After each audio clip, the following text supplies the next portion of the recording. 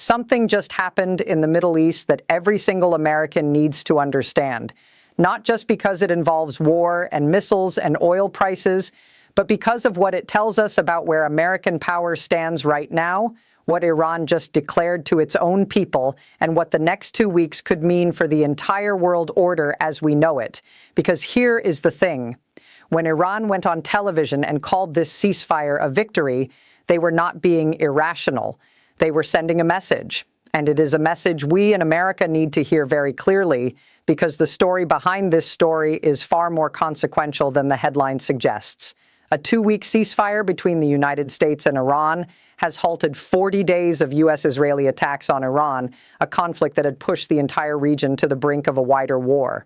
The truce was brokered by Pakistan and follows fierce exchanges of airstrikes, missile attacks, and threats that saw unprecedented strikes on Gulf nations, disrupted global shipping routes, and heightened fears of a prolonged confrontation.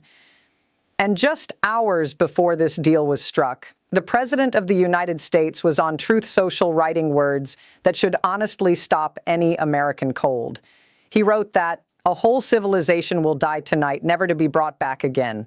That is the context in which this ceasefire was born, not from a position of calm American diplomacy, but from a knife's edge, minutes away from catastrophe. That is where we were. That is where we still are. Now let's go back and understand how we even got to this moment, because this did not start last week. On February 28, 2026, the United States and Israel launched airstrikes on sites and cities across Iran, assassinating Supreme Leader Ali Khamenei and several other Iranian officials. Iran responded with missile and drone strikes against Israel, U.S. bases, and U.S. allied countries in the Middle East, and by closing the Strait of Hormuz, disrupting global trade. Think about that for a second.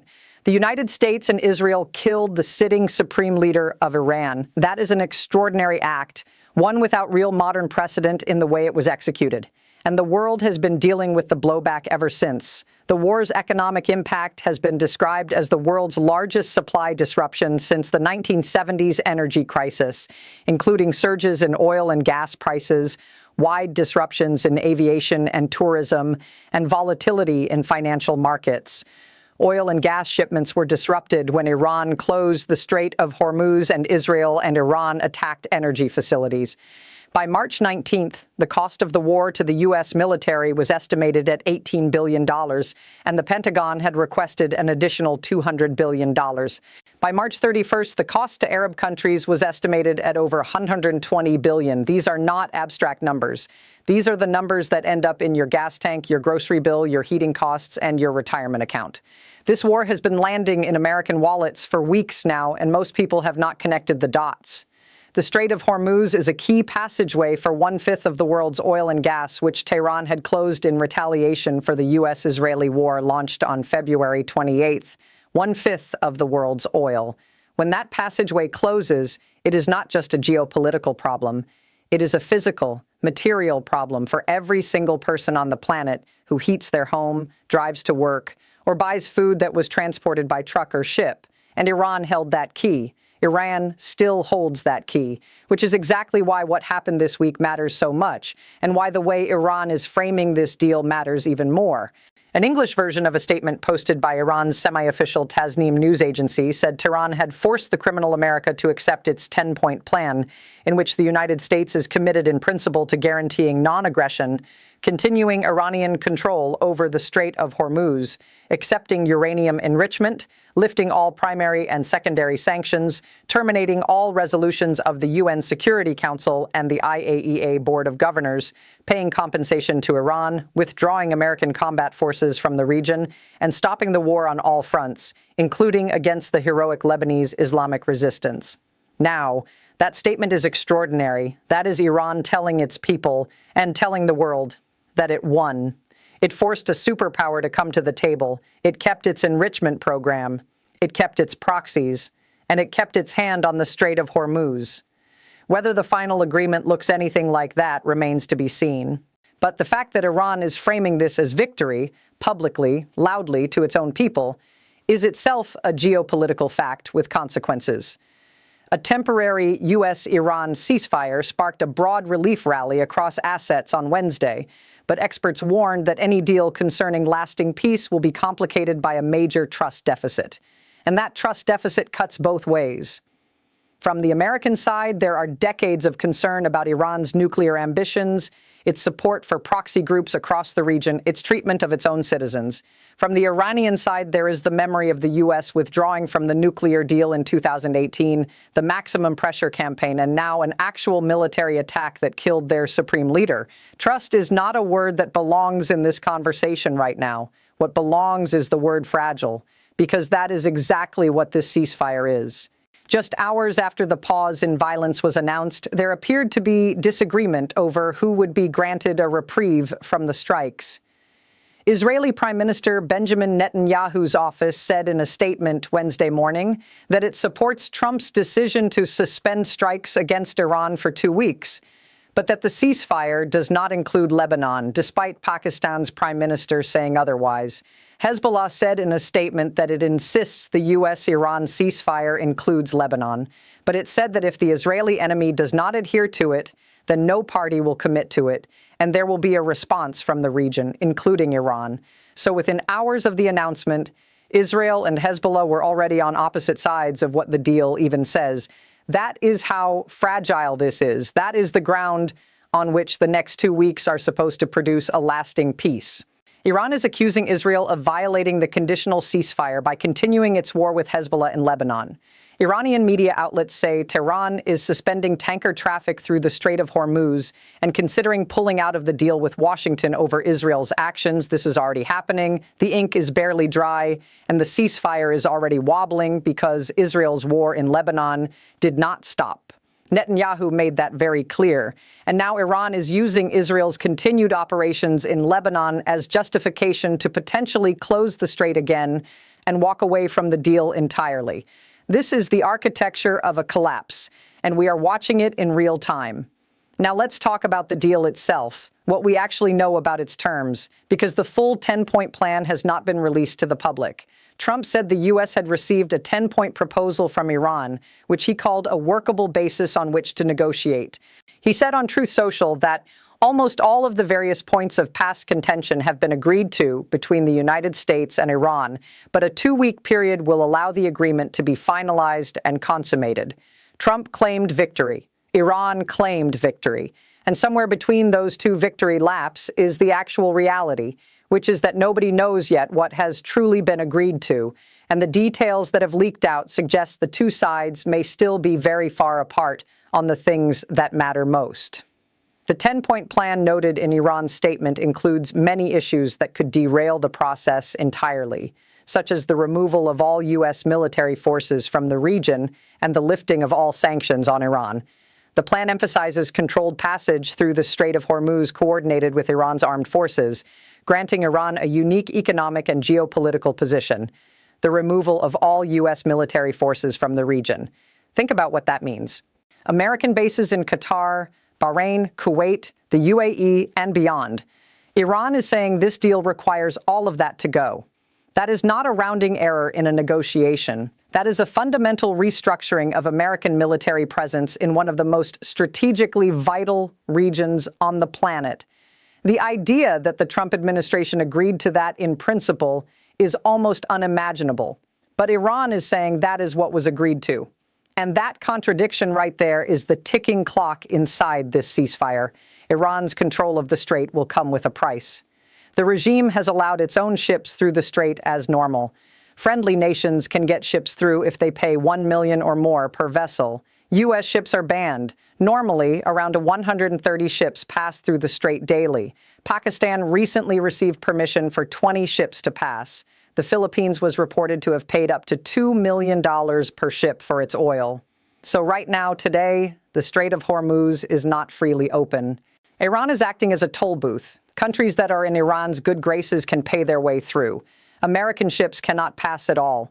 This situation, sometimes referred to as the Tehran toll booth, represents something genuinely new in the history of global maritime law and international order. No non-state actor, no sanctioned government has ever successfully imposed a toll on one of the world's most critical shipping lanes and had the major powers essentially pause their military response to negotiate around it. Oil prices cooled to below $100 per barrel following the ceasefire announcement, but remain far above the pre-war levels of around $70 per barrel. And here is why that matters for every American who is not a defense analyst or a geopolitics professor. Even with the relief rally, even with markets surging on the ceasefire news, oil is still 40% higher than it was before this war began. That price does not come back down quickly. Energy and commodity markets are likely to remain on a structurally higher floor regardless of the ceasefire outcome, as governments hoard and restock in anticipation of renewed conflict, keeping oil and gas prices elevated well above pre-war levels, even in a scenario where shipping resumes, according to BCA research. In other words, even if everything goes perfectly from here, even if the talks in Islamabad produce a miracle, the American consumer is going to be feeling this war in their wallet for a long time to come. And then there is the nuclear question, which has not gone away for a single moment during all of this. It remains unclear where negotiations stand regarding Iran's assertion that it can continue its enrichment of uranium. A senior Israeli official told reporters that the U.S. has assured Israel it will insist on the removal of enriched uranium from Iran, an end to further enrichment, and the elimination of the ballistic missile threat during future negotiations. Iran's 10-point plan reportedly includes language about the U.S. accepting continued uranium enrichment. Israel is saying the U.S. promised the opposite. These cannot both be true. And when they collide in the negotiating room in Islamabad on Friday, someone is going to have to blink, or the whole thing comes apart. Iran expert Trita Parsi said the potential talks in Islamabad could fail, but that the terrain has shifted. Trump's failed use of force has blunted the credibility of American military threats. That sentence is worth sitting with. The credibility of American military threats. Because that is the ultimate currency of American foreign policy, not just whether America can win a war, but whether adversaries believe America is willing to use force decisively. And what happened here is that Trump threatened to wipe out an entire civilization, set a deadline, and then, when Pakistan called, agreed to pause everything and negotiate. Iran read that. China read that. Russia read that. Every adversary and every ally around the world read that moment. And the lesson they are drawing from it will shape American foreign policy for years. High-level talks took place between the U.S. and China as Iran's ceasefire negotiations played out in recent days, White House Press Secretary Caroline Leavitt said. There were conversations that took place between top levels of the U.S. and China's government. China's role here is not incidental. China is Iran's largest oil customer. China has economic and strategic reasons to want the strait reopened and the war ended. And the fact that Beijing was on the phone with Washington during the final hours of these ceasefire negotiations tells you something important. That China's fingerprints are on this deal in ways we probably do not yet fully understand. A ceasefire that China helped broker is a ceasefire that gives China influence over what comes next. And what comes next in the Middle East is increasingly going to be shaped not just by Washington, but by Beijing. Iranian President Masoud Pezeshkian called the ceasefire agreement the fruit of the blood of Iran's late Supreme Leader Ali Khamenei, who was killed in an airstrike in the opening salvo of the joint U.S.-Israeli war on Iran on February 28th. That is what Iran is telling its people, that the Supreme Leader who was assassinated on the first day of this war has been vindicated by its outcome, that his death produced a deal that preserves Iranian control of the Strait of Hormuz, keeps the enrichment program alive, and forces America to negotiate rather than dictate. Whether that narrative holds up against the details of whatever final agreement emerges, that is the open question. But politically, inside Iran, the regime is already writing the story of this as a triumph, and that narrative has consequences for the durability of any eventual peace. The IRGC said in a statement Wednesday that it would respect the 2-week conditional ceasefire, but keep its fingers on the trigger. Drawing on the vast experience of 2 imposed wars, it would remain prepared to create an even greater epic should the enemy make another miscalculation. The statement added that the enemy has always been deceitful and we have no trust in his promises, and that the IRGC would respond to any aggression with a higher level of force. That is the Revolutionary Guard, the most powerful military institution in Iran, saying they are in on the ceasefire for now and ready to escalate the moment it collapses. That is not the language of a side that feels defeated. That is the language of a side that feels it has just demonstrated something to the world about its own staying power. Mehran Kamrava, professor of government at Georgetown University of Qatar, said the 2-week ceasefire shows there is tremendous willpower from both Washington and Tehran to bring this war to an end. But, and this is a big but, it is a very fragile arrangement. The ceasefire hinges on Iran suspending its military activity and fully reopening the Strait of Hormuz to commercial shipping. Crucially, there is a deep trust deficit on both sides. From Washington's perspective, long-standing concerns over Iran's nuclear program. From Tehran's side, deep skepticism about U.S. intentions, especially given past withdrawals from agreements and continued military presence and pressure. That is the honest picture. Two sides that both want to stop fighting, that both have domestic political pressures to show they won something, and that fundamentally do not trust each other. The next 2 weeks are not a peace process. They are a window, and it is a window that could close very fast. Iran closed the Strait of Hormuz again in response to Israeli attacks in Lebanon, threatening the ceasefire even as the deal had just been announced. That development, the strait closing again within hours of the announcement, tells you everything you need to know about how tenuous this moment is. We are not at peace. We are at a pause. A pause brokered by Pakistan, nudged by China, accepted by two sides that both claim victory, and already straining under the weight of an Israeli offensive in Lebanon that refuses to stop.